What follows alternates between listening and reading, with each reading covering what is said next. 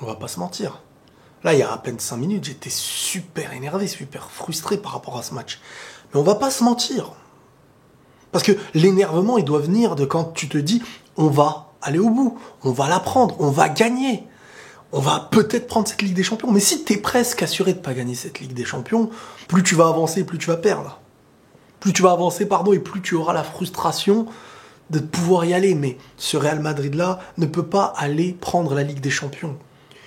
Pas parce que c'est pas une bonne équipe, pas parce qu'elle ne sait pas jouer, pas parce qu'elle n'est pas une équipe formidable. C'est une équipe formidable, ce Real Madrid-là. Et on le voit en première mi-temps.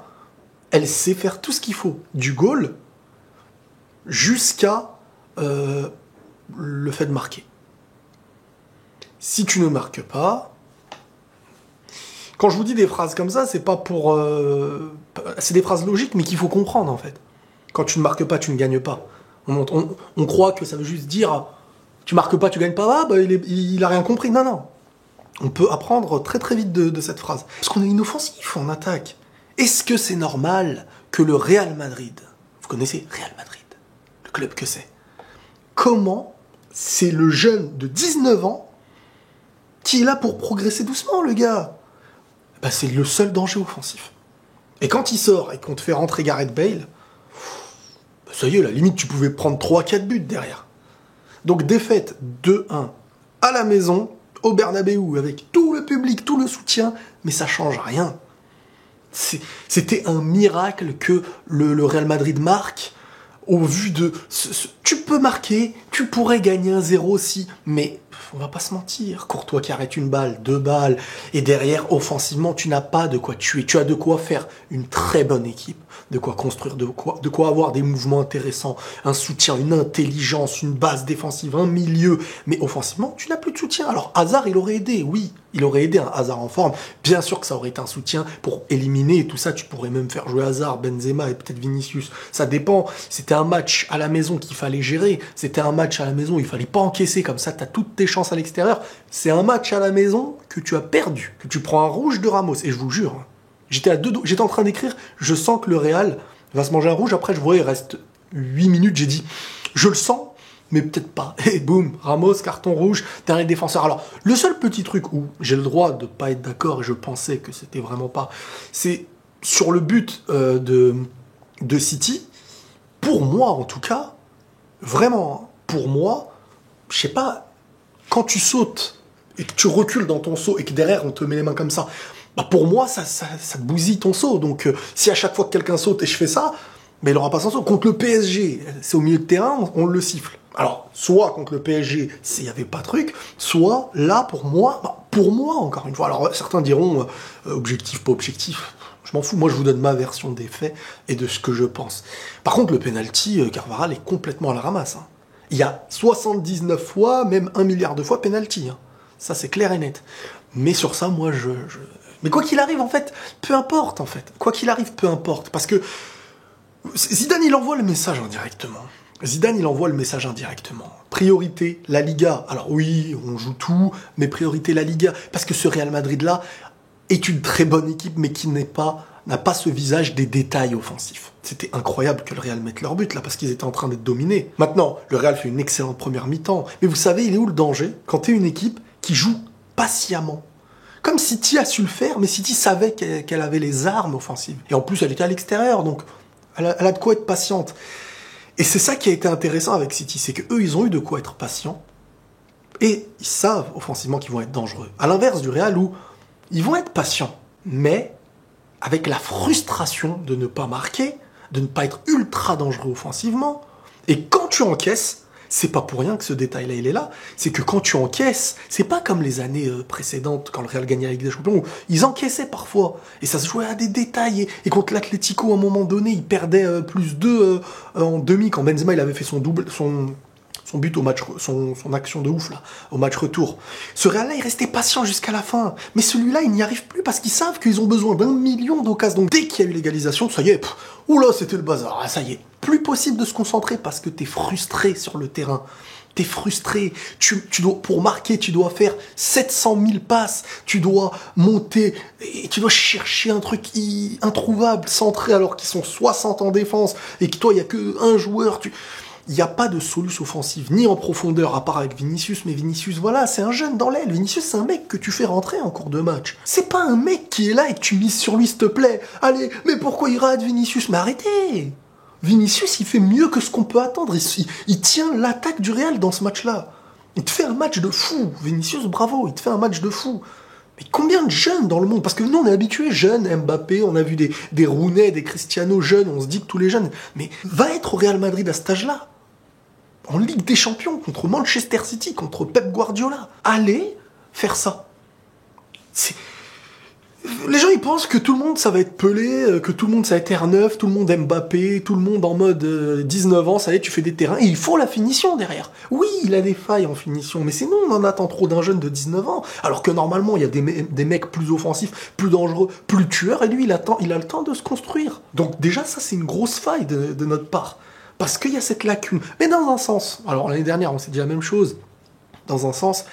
j'espère maintenant que le Real sait de quoi il manque. Parce qu'on me dit, oui, il faut mettre Jovic. Oui, mais Jovic, est-ce que quand on le met, il y a eu des buts en plus?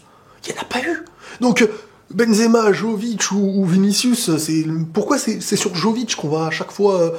En fait, on se dirige toujours vers celui qui était pas là pour dire que s'il avait été là, on aurait gagné. Bah, je sais pas, moi, Jovic, s'il est là, il met grave des buts, bien sûr, mets-le. Mais quand il est là et qu'il prouve pas, c'est se mettre plus un handicap au vu de ce qui a existé, de ce qu'on a vu, que de le mettre. Ce match-là, quand t'as des tueurs, tu peux faire la diff. Tu en mets un, tu en mets deux, ça y est, l'équipe d'en face ne joue plus de la même manière, toi t'es beaucoup plus patient, et c'est comme dans un jeu vidéo, hein, tu vois, dès que t'es frustré, l'autre en face et qu'il est calme, il te bousille. C'est un jeu d'échecs. Dès que tu commences à te faire manger sur un avantage, bah, tu commences à ne plus avoir ton sang-froid. C'est des matchs qui demandent énormément de sang-froid. Mais quand tu sais que tu peux faire confiance à ton attaque et marquer des buts, ça me rappelle l'époque Mourinho quand tu dis que si t'as un chat, un truc et tout. Benzema, encore une fois, on connaît son jeu. Alors, si on le met et qu'on compte que sur lui pour mettre que des triplés toute la saison, ça va pas exister. Donc, on peut le voir de deux façons. On peut le critiquer en disant, ah, il marque pas dans ce truc-là, mais on peut se dire aussi, il y a que lui au Real qui marque cette année. Donc, soit on regarde, soit on regarde pas. Mais à un moment donné, est-ce qu'il faut pas recruter? Je crois que la clause de Haaland, là, elle est à 75 millions. Elle va augmenter à 300 millions dans un an, même pas. Faut sauter dessus, s'il a envie, après de venir, faut sauter dessus. Mbappé, cette année, je sais pas si Paris le lâcherait. Donc c'est la meilleure année pour prendre Haaland. Et là, t'as un tueur devant. T'as un mec, tu sais que dès que toi, t'as la balle, lui, il est là pour y aller, pour aller marquer, pas pour autre chose. Benzema est important, mais il faut autour ce joueur qui va être tueur. On n'a pas, au Real Madrid... de quoi gagner la Ligue des Champions. Une Liga, c'est autre chose. Tu joues contre des équipes en grande partie du temps qui seront beaucoup moins fortes que toi, donc ton impact offensif, il va se ressentir de... Ton niveau offensif, il va être moins fébrile, surtout quand tu arrives au milieu à faire la différence et prendre des points. Mais en Ligue des Champions, dans un match, quand tu dois marquer, il faut que tu marques, je vous l'ai déjà dit, c'est les détails. Et les détails, soit tu les as pas. Quand tu les as pas, ils seront en face. C'est aussi simple que ça. Vous savez, moi je peux pas en vouloir au milieu ou à la défense du Real. Moi, j'en veux, même à l'attaque, parce qu'ils sont là, on connaît leur jeu. On va pas inventer un style de jeu. Il faut recruter, faire jouer avec ce qu'on a, des choses qui rendront l'attaque plus efficace. Parce que je suis pas là pour défendre Benzema, encore une fois. On connaît ses points forts et ses points faibles. C'est le meilleur buteur du Real cette saison. C'est l'un des meilleurs buteurs de la Liga. Et limite, j'en attendais pas autant. Et le mec, on sait que c'est pas lui qui va soulever l'équipe offensivement et mettre je sais pas combien de buts. On le sait. Donc... Comme je vous ai dit, on se base sur ce qui existe et ce qu'on a. Il faut recruter un tueur. Il y en a, il faut les recruter. Quand tu vois Gabriel Jesus qui est là et qui, offensivement, direct, qui t'apporte des dangers sur les moindres petites passes, parce que c'est son rôle. Le Real ne peut pas, cette année, gagner la Ligue des Champions en étant en mode on joue bien, et dès qu'on est en danger, on devient fébrile. Donc ce qui est notre point fort de bien jouer, d'être patient, bah, on le perd au final. Au final, on le perd, donc c'est normal. Je suis pas si énervé, en fin de compte, on va dire quelques minutes après. J'étais énervé pendant, mais après, bah non, parce que c'est logique. C'est logique, et on peut me dire ce qu'on veut, ne sois pas défaitiste. Non, je vais être victoriste. Super, c'est bien. Pour marquer, on marque pas. Mais c'est excellent d'avoir réussi à marquer, même, dans ce match. C'est même excellent, parce que tu peux marquer, mais tu peux pas prendre un trophée comme la Ligue des Champions comme ça. T'as pas de base offensive qui tue les matchs. C'est pas possible. Là, si quelqu'un me dit, si ça y est, Real, ils vont prendre la Ligue des Champions, je ne peux pas y croire. Je suis désolé, je peux pas y croire. Pour moi, c'est impossible cette année. Pas parce que le Real est mauvais, hein. Pas comme l'année dernière où le Real n'avait pas le niveau. Là, le Real a le niveau. Mais ils peuvent pas tuer sur des détails. Tu vas te manger des buts. Mais comment tu vas réagir à ça? Tu peux pas. City ils se sont mangés un but à l'extérieur, au Bernabéu, ils en ont mis 2. Voilà, ça se joue au détail et ce Real n'a pas les détails. Parce que pour avoir les détails, il faut des joueurs qui sont liés aux détails. C'est pas des questions de réussite et tout. C'est pas une question de chance de... Non, c'est pas ça.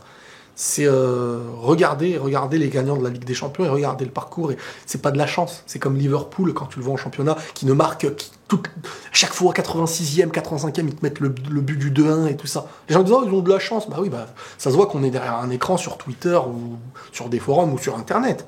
On est à notre place. Et moi aussi, je suis à ma place. Quand je dis je suis à ma place, c'est moi comme vous, derrière l'écran. Si on connaissait vraiment le football, en tant que joueur, en tant que personne du milieu, on comprendrait qu'il n'y a pas de réussite en gagnant une Ligue des Champions. Que tu aies un parcours où tu affrontes des équipes moins fortes ou pas, il n'y a pas de réussite. C'est quoi réussite? C'est de la chance? Ça n'existe pas. C'est l'envie qui te mène à avoir un contre favorable, c'est tellement de détails. C'est pousser un joueur à bout pour qu'il n'ait pas le choix, c'est comme le but du Real. C'est l'effort de Vinicius et du pressing qui fait qu'il y a une boulette au niveau de Walker. Sinon, il contrôle, il n'y a personne autour de lui, tranquille. Enfin voilà, ce Real-là, alors il reste un match retour, mais il n'y a plus Ramos, et t'es plus chez toi, et t'as perdu chez toi, tu t'en es mangé 2, donc même 1-0, tu sors. Même 1-0, tu sors. Faut que tu gagnes 2-0, ou que tu en mettes 3, que tu fais 3-1, chez eux, je crois, parce que je me perds un peu parfois. Sinon, il y a eu des joueurs qui ont fait des bons matchs et tout. Maintenant, à la fin, le Real, c'est ça, en quelques minutes, c'est la street, hein, je vous l'ai dit, hein, parce qu'il y a cette frustration de ne pas... de savoir, c'est comme si t'es à la guerre et que tu sais que pour la gagner, t'as qu'une chance, en essayant d'épuiser ton adversaire. Mais si tu vois qu'il s'épuise pas, et qu'il commence à tuer les tiens, et comment tu réagis? T'as plus le choix, tu réagis sur des retranchements, mais c'est pas calculé ça, tu peux pas le prévoir. Et ça, c'est ce Real-là. Ils savent faire les choses proprement, déstabiliser, mais quand tu tues pas l'adversaire, et qui commence à tuer ton truc, tu sais que t'es en train de reculer. Donc, qu'est-ce que tu fais? Tu te bats avec ce que t'as, et ça libère des espaces et tout. Et face à City, ça fait totalement la différence. Après, il y avait des joueurs, j'avais un œil sur certains joueurs, comme Mahrez, qui, première mi-temps, il était vraiment bloqué, il avait pas fait une bonne première mi-temps. Mais deuxième mi-temps, il a fait vraiment beaucoup de bien à City, même s'il aurait pu encore faire mieux avec certains choix. Mais force à Mahrez, la famille. Sinon, voilà. Hein. Faut se préparer à l'élimination. Je suis pas défaitiste. C'est juste que si on se fait pas éliminer maintenant et qu'on joue après je sais pas qui... Je sais pas, moi, si vous me dites sur une saison entière, un match aller-retour contre des gros, vous allez arriver jusqu'en finale et marquer, mais comment il y aura tous ces buts-là? Regardez le ratio de buts, regardez les stats offensives du Real, c'est tout. Il n'y a pas de miracle. Alors peut-être que du jour au lendemain, il se passera je sais pas quoi, mais pour moi, c'est pas possible. Donc cette Ligue des Champions, pour moi, c'est là, c'est l'élimination, c'est le signe. Maintenant, j'espère que cette semaine, ça va pas être comme l'année dernière, qui avait une semaine totalement similaire, où tu perds la saison presque tout entière. Même si, bon, elle était déjà perdue en championnat à mes yeux très très vite. Cette semaine, si tu perds après contre le Barça, là, tu leur donnes une avance. Eux, ils ont peut-être des problèmes en interne ou j'en sais rien, mais eux en Liga, ils savent comment la gérer. Donc ce Real Madrid-là, est-ce que c'est encore une construction? C'est pas normal. C'est pas normal, mais bon, au moins, j'espère que les dirigeants et tout vont savoir qu'il manque pas un joueur qu'on pense qui va marquer des buts. Non, faut acheter un joueur, tu sais qui va marquer des buts. Parce que Jovic, j'aime beaucoup, c'est un jeune, lui aussi, il faut lui laisser le temps de grandir. Nous, maintenant, vu qu'on n'a pas, avec l'équipe actuelle, de quoi tuer les matchs, on dit les jeunes, c'est leur faute, Non, eux, c'est des remplaçants, faut leur laisser le temps de rester remplaçants, et à l'avenir, s'ils sont des grands, ils deviendront titulaires. C'est tout, voilà. C'est tout ce que j'ai à dire. Bravo à City. Donc les supporters de City, vous avez de quoi être contents. Et sinon, prenez tous soin de vous et la paix sur vous.